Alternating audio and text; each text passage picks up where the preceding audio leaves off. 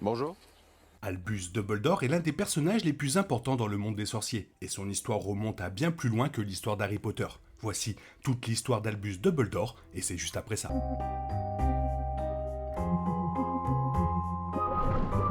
Revelio.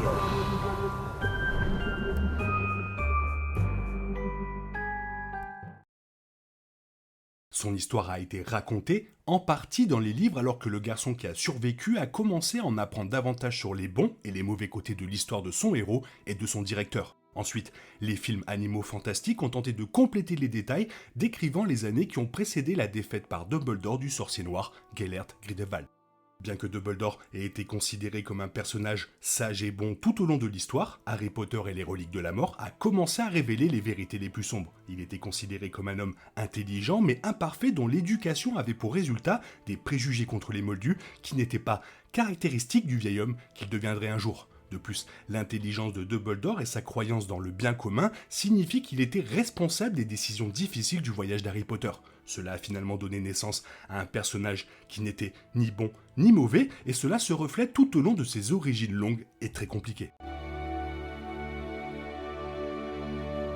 Bien que l'année exacte de naissance d'Albus Dumbledore ne soit pas connue, il a été confirmé qu'il avait plus de 100 ans lorsqu'il a été tué dans Harry Potter et le Prince de Sang Mêlé. Et d'après les événements de sa vie, Albus était probablement né au début des années 1880, voire 1881. À cette époque, Kendra et Percival Dumbledore vivaient dans le village de Terre-en-Land et cela s'est poursuivi jusqu'à la naissance de leurs trois enfants, Albus, Aberforth et Ariana.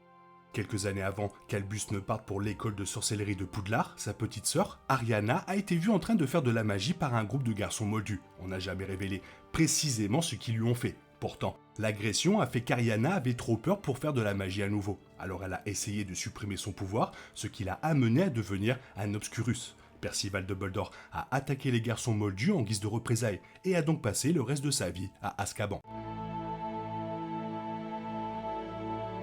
Après l'emprisonnement de Percival, Kendra a déménagé sa famille à Godric Hollow, dans le but de repartir à zéro. Ariana restait à la maison pendant la majeure partie de la journée, mais la voisine, Badilda Tourdesac, a observé Kendra l'emmener de temps en temps dans la cour. Malheureusement, l'état d'Ariana a continué à se détériorer et Kendra était préoccupée par ses soins, de sorte qu'Albus et Aberforth ont été laissés livrés à eux-mêmes. C'était à l'époque où Albus commençait l'école à Poudlard, qu'il considérait comme une opportunité d'échapper à sa vie familiale tragique et enfin de briller.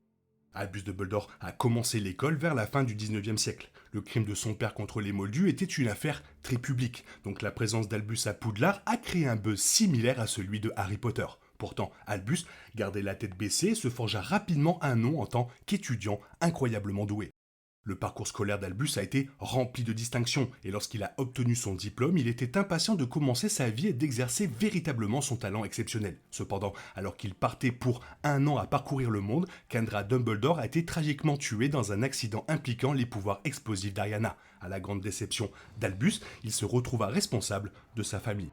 Comme discuté dans Harry Potter et les animaux fantastiques, c'est à ce moment-là qu'Albus rencontra Gellert Grindelwald, un jeune tout aussi doué qui séjournait avec sa parente, Badilda Tourdesac. Le duo a développé une amitié, puis une romance, se liant autour de leurs convictions communes qu'ils rendraient le monde meilleur en dirigeant les moldus et en faisant sortir le monde sorcier de sa cachette. Lorsque les choses tournèrent inévitablement au vinaigre avec Grindelwald, un duel éclata entre le sorcier noir en herbe, Albus et Aberforth. Ariana, effrayée, a tenté de l'aider, mais a été tragiquement prise dans la ligne de mire et tuée. Personne n'a jamais su quel sort avait frappé la pauvre Ariana, une question qui hantera Albus Dumbledore pour le reste de sa longue vie. Albus a appris grâce à la mort d'Ariana qu'on ne pouvait pas lui confier le pouvoir. Il avait négligé sa famille pour l'obtenir et avait laissé ses préjugés contre les moldus obscurcir son jugement. Bien qu'on lui ait proposé des emplois prestigieux au ministère de la magie, Albus a accepté un poste à l'école de Poudlard. Il trouva que c'était la meilleure expression de ses compétences puisqu'il pouvait transmettre les leçons qu'il avait apprises aux générations suivantes de sorciers et de sorcières. Le premier emploi de Dumbledore à Poudlard était celui de professeur de défense contre les forces du mal, mais il est finalement passé à la métamorphose, qui était véritablement le sujet dans lequel il était le plus compétent. L'une des tâches de Dumbledore à Poudlard consistait à contacter des étudiants nés de moldus et à expliquer à leur famille que leur enfant était une sorcière ou un sorcier. L'un de ces étudiants potentiels était Tom Jedusor, qui avait grandi dans un orphelinat à Londres. Le garçon était très talentueux, ce pourquoi ses futurs professeurs finiraient par le féliciter. Cependant, Dumbledore y sentit l'obscurité et garda un œil attentif sur Jedusor, tout au long de son parcours scolaire.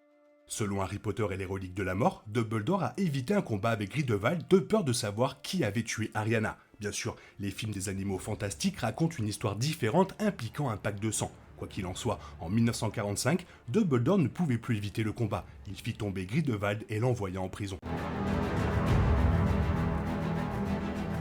Dans les années qui ont suivi la défaite de Grindelwald, Dumbledore a gravi les échelons à Poudlard. Vers 1966, Armando Dippet a démissionné de son poste de directeur et Dumbledore était le prochain choix évident.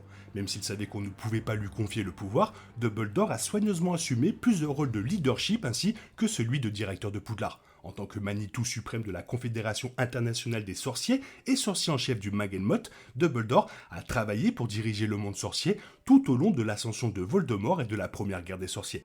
Désormais adulte, Tom Jedusor est venu à Poudlard et a passé un entretien pour le poste d'enseignant de défense contre les forces du mal. Dumbledore, qui a refusé le futur sorcier noir, a observé les changements physiques que Jedusor avait déjà commencé à subir en raison de son expérimentation magique. Tom s'est vu refuser le poste et Dumbledore a découvert qu'il ne pouvait plus occuper le poste pendant plus d'un an.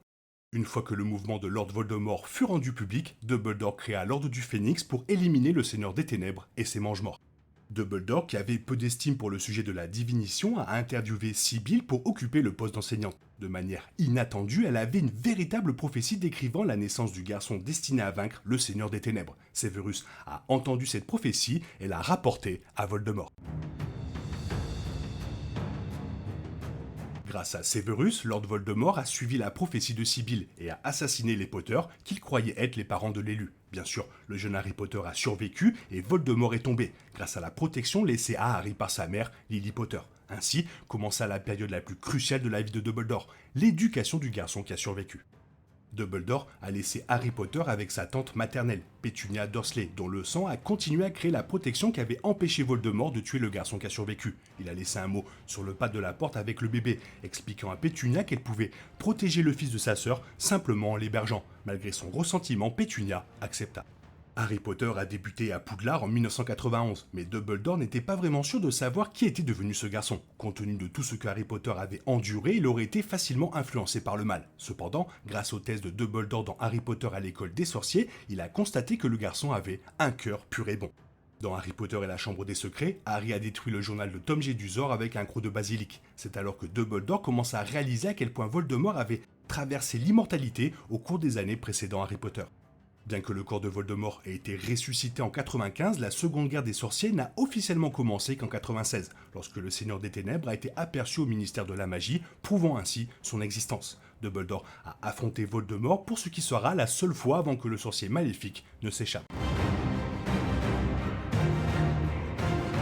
Lorsque la seconde guerre des sorciers était pleinement en cours, Dumbledore commença à véritablement plonger dans les détails de l'immortalité de Voldemort. Avec l'aide d'Harry, il put confirmer les soupçons qui avaient commencé dans Harry Potter et la Chambre des Secrets, selon lesquels Voldemort avait créé plusieurs Horcruxes. Dumbledore savait alors que si Harry devait vaincre Voldemort, chaque fragment de l'âme du Seigneur des Ténèbres, y compris celui stocké dans le garçon, devrait être détruit.